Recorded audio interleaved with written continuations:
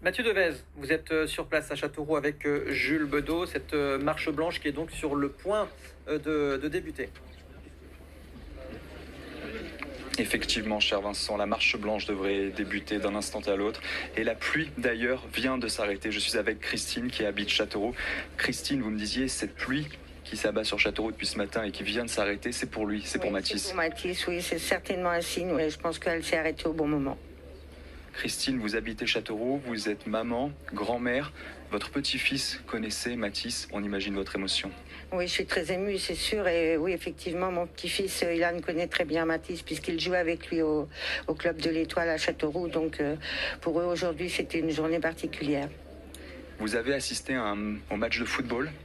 Il y avait un match de football à midi en hommage à Mathis. Racontez-nous ce moment d'émotion, on imagine, de recueillement. Alors effectivement, c'était un match de coupe contre la ville de Déol, hein, qui a débuté à 13h et le club de l'Étoile a gagné au tir au but, 9 buts à 8 contre Déol et particulièrement moi je veux lui dédier cette victoire.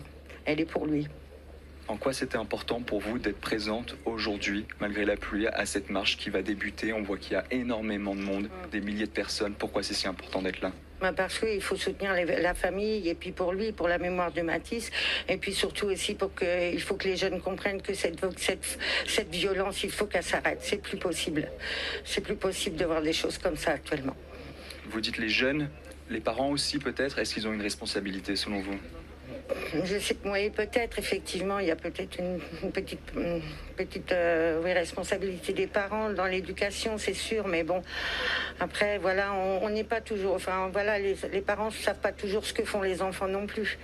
Donc, c'est pas évident, mais bon, voilà, quoi. Mais il faut que ça s'arrête, cette violence, c'est plus possible, là. Vous qui habitez Châteauroux et qui connaissez bien la ville, on sent qu'il y a un élan de solidarité assez impressionnant. Il y a beaucoup d'affiches de l'outre, c'était son animal préféré. On sent qu'il y a cette solidarité entre commerçants, entre riverains. Ouais. Ça vous touche? Oui, ça me touche énormément et puis je pense que c'est important pour les parents. Il faut absolument les soutenir et leur montrer qu'on est là avec eux et que, pour moi, c'était naturel d'être là aujourd'hui. Moi, je connaissais pas personnellement Mathis, je l'ai certainement vu des fois quand j'allais voir mon petit-fils au foot, mais voilà. Mais pour moi, c'était important d'être là pour les parents et puis pour les jeunes, quoi. Voilà. Merci beaucoup Christine pour votre témoignage en direct sur CNews. Cette marche blanche qui va désormais s'élancer d'un instant à l'autre.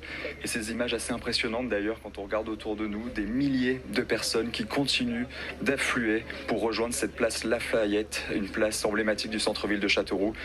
Et ça y est, la marche blanche qui s'élance en direct.